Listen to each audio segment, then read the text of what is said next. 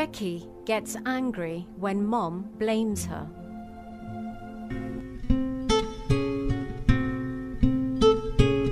Becky, what did you do to the kitchen? What happened to the kitchen? There is cornflakes and milk everywhere. I told you to keep the house clean while I'm gone. Is this how you do it? Mom screamed. But, Mom, I did... Becky tried to explain. Quiet! I don't want to hear any excuses. Mom sounded really angry. Becky stood still and stared at her little brother hiding behind the refrigerator. Mom cleaned the kitchen and went to her room to get some rest. Becky pulled her brother to the porch and began screaming at him. Look what you have done now. I told you if you want anything, come and tell me. You should have asked me to get those cornflakes. What made you climb to the cabinet? But Becky, you were in the bathroom. I couldn't wait for you. I was hungry. You always have an excuse ready, and I always get blamed for others. I won't let you go this time.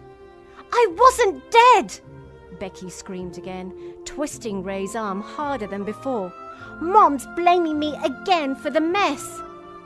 Stop it! You are hurting me! Ray tried to pull himself away from Becky. Ray, get back here right now! Don't worry, she will calm down. I will talk to you later. My friends are waiting. Bye! Becky kept screaming as Ray ran away to avoid her. Becky wasn't prepared to take the blame for something that she didn't do. So she went back, determined to tell Mum that it was Ray's fault. And she did tell her side of the story in the clearest manner. After Becky was over, Mom gazed at her and spoke. I do not believe this, Becky. How can you be so immature? You were supposed to take care of him when I was gone. If he was hungry, you should have fixed him a sandwich or something before going for a shower. He's young. He doesn't understand, but you are the elder one. You should have acted responsibly. Becky was left dumbstruck. She was furious that even after telling the truth, her mum blamed her. It's always me who gets the blame, whether I did it or not, Becky screamed in anger and rushed to her room. She was blamed when Ray created any mess. She was blamed when neighbours complained of loud music. She was blamed when her teacher was trying to find the mischief maker. She was blamed when Grandma couldn't find her coin purse. She was blamed when Dad fell down the stairs. She was blamed when a cousin hurt his knee. She was blamed when there was no electricity for an entire week. She was blamed when one of the girls complained about being bullied. She was blamed when the test turned out to be really hard. She was blamed when Aunt Jenny's dress got stuck in the car. Becky felt it was more than enough that she was blamed for everything that went bad. Mum always nagged her to grow up and change her ways, so she decided to defend herself in the best possible manner. When Mum asked her to take care of Ray in her absence, Becky simply said, "No, I cannot take any more blame for what he does." And she shut the door on Mum's face. When Dad asked her to pay the electricity bill online, Becky simply said, "No, I cannot take any more blame if the website acts funny and the payment isn't made." And she stormed out of the room. When Ray asked her to play on some cool music, Becky simply said, "No, I can't take any more blame from the neighbours for loud music." And she pinched Ray so hard that he started crying. When Cousin Bill asked her to play with him, Becky simply said, "No, I cannot take any more blame for your scraped knees and hands." And she called him a crybaby. When the teacher asked her to monitor the class in her absence, Becky simply said, "No, I cannot take any more blame for the mischief other kids make." And she winked at the real troublemakers. When a newcomer smiled at her and asked her if she'd help her out, Becky simply said, "No, I cannot take any more blame from the girls for being a bully," and she burst a bubble gum near her face.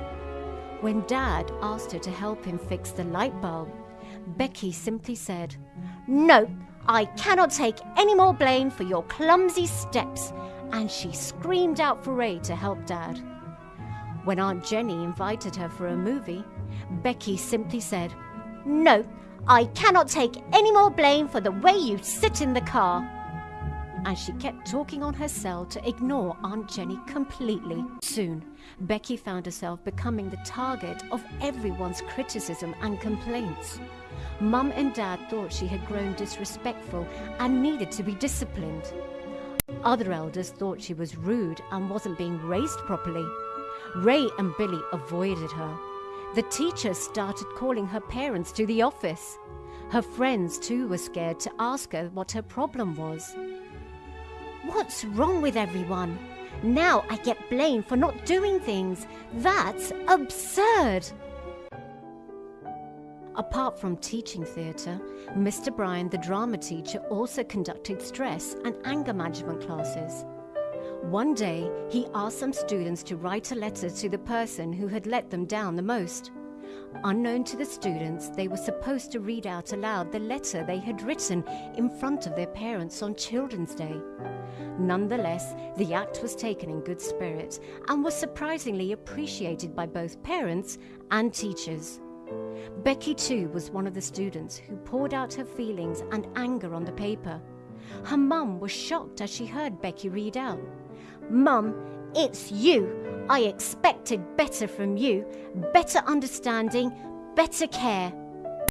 Mum was eagerly waiting for Becky to return from school. The moment Becky saw her, she said, "I am sorry, Mum. I know you'll blame me again for embarrassing you in front of other parents, but I didn't have a choice. I didn't know that Mr. Bryan would make us read out the letter in front of everyone." "It is okay, Becky," interrupted Mum. "I'm not at all embarrassed. As a matter of fact, it was a revelation that I haven't been paying attention to your needs. Let's clear this thing out for good. I want to know everything that's been bothering you." Becky heard Mum and narrated all the incidents for which she was blamed. "Okay," started Mum after hearing out Becky.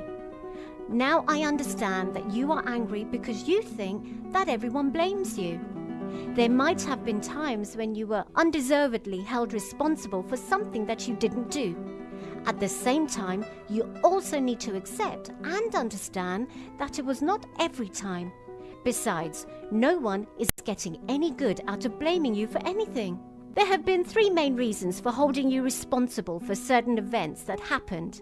And I wouldn't really call that blaming," started Mum. Becky listened attentively as Mum tried to explain the reasons behind the blames. Since Becky is a strong girl, everyone had higher expectations from her. So, instead of crying about being blamed, she should strive to meet those expectations. She's mature enough to take care of her brother Ray when he needed something to eat. She knows not to bully newcomers. Also, she's bold enough to stop others from being a bully. Grandma trusted Becky and expected her to help her out when she needed to find her purse. "So, it's not really my fault that people expect more from me?" said Becky when Mum was over. "I wouldn't say that if I were you," said Mum with a smile. "When people expect more, you should at least try to meet their expectations." Mum made sense and Becky listened attentively as Mum moved to the next part.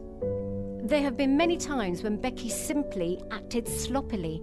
She should have informed Dad that she couldn't pay the electricity bill online as the server was down.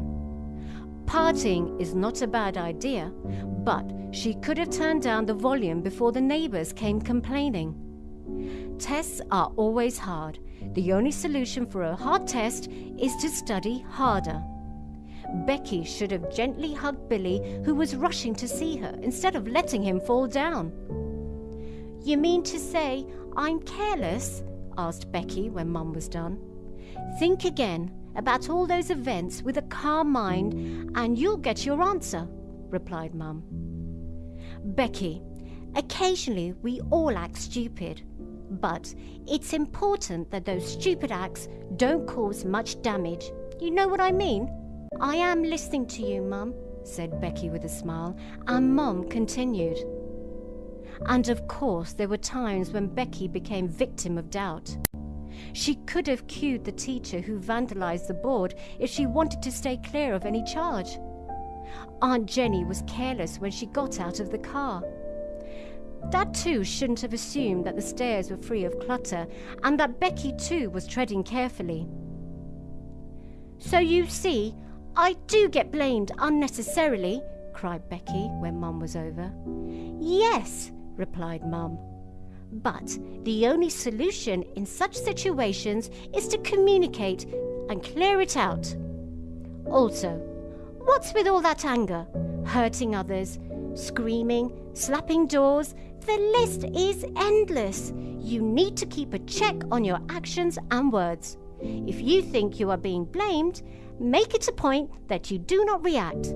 Understand the situation and present your response. If you choose to react, you'll only end up lashing out. Anger won't get you anywhere. This time, Becky understood what Mum wanted to say. She learned how to control her anger when someone blamed her. Also, she braced herself to drop sloppiness and try to meet people's expectations. Life was never so good when she handled it with a cool mind and a happy smile. Tips for anger management. Before you plan to lash out for being blamed, understand what the other person is trying to convey. Don't plan on giving excuses. Accept responsibility of your actions. That's how mature people are expected to behave. Don't act violently, even if you are being accused of something you didn't do.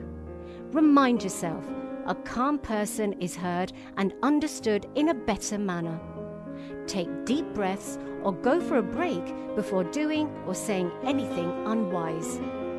People will expect better from you as you grow. You can at least make an effort to match up to those expectations. If you make an effort to listen and understand other people instead of reacting angrily, they'll take you more seriously when you present your side of the story. If you accept your failings and make a genuine effort to improve, probably you won't hear many complaints. Consider the effects of your actions on others. It'll help you make better decisions. Finally, do everything to release that anger. Exercise, meditation, blogging, and honest communication. Do whatever it takes to get it out of your